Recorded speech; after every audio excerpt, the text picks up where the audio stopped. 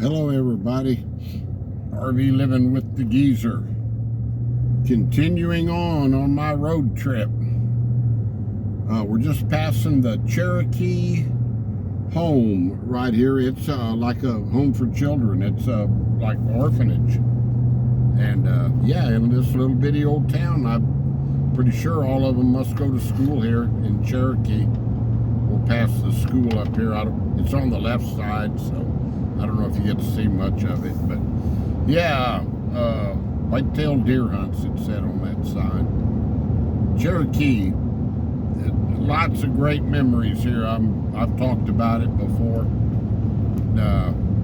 This is where Linda's grandpa had his ranch, and they inherited, the grandkids inherited, each of them inherited some property. So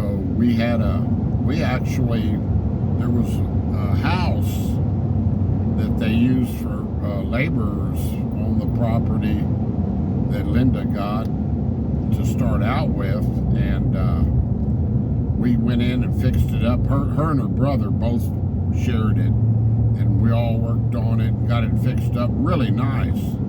I mean, it wasn't fancy, but it was a great place to come getaway, you know. And we'd come up here. Here's a Cherokee cemetery, and Cherokee Creek ran right through there. We would catch fish, and that was back in days when I hunted a little bit. I'd bring my best friend Butch and his wife Sadie up here, and we'd go hunting. Butch could process a deer in about 15 minutes. He was a pro at it. But this is Cherokee right here. I'll shut up and let you look at it. Don't blink. Don't blink. You'll miss it. This is right here on the right, that little orange, that was the Cherokee store. And now it's called the Corner Cafe. And here on the left is the school. And we went out there many times. We watched six-man football, and they'd have a great 4th of July. There's a guy right on my bumper. They'd have a great 4th of July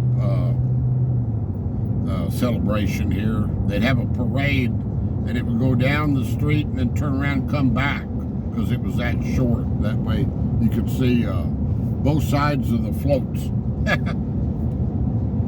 They got a taxidermist up here on the right who stays really busy during hunting season. And I'm going to let this guy go on by me. Go on. There's nothing coming. Get on by me.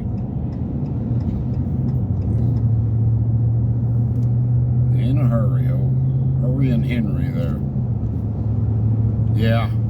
Yep. And then they sold that property. A fella that owned a food distributorship made him an offer they couldn't refuse.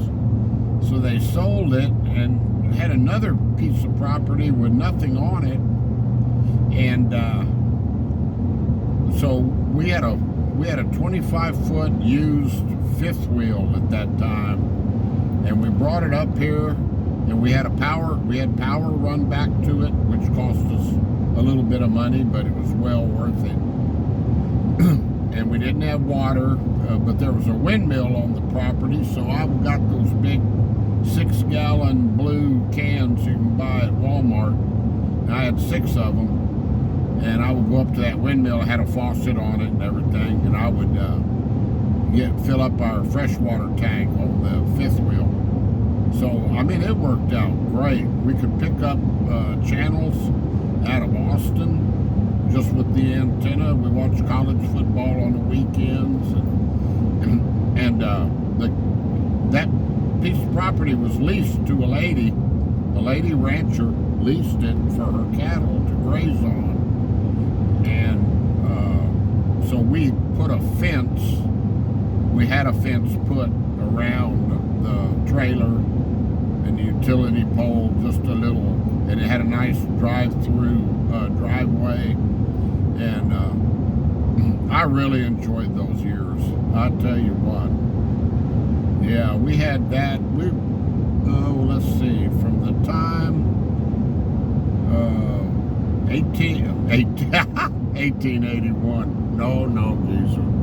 1981 to 2007. So that's 26 years.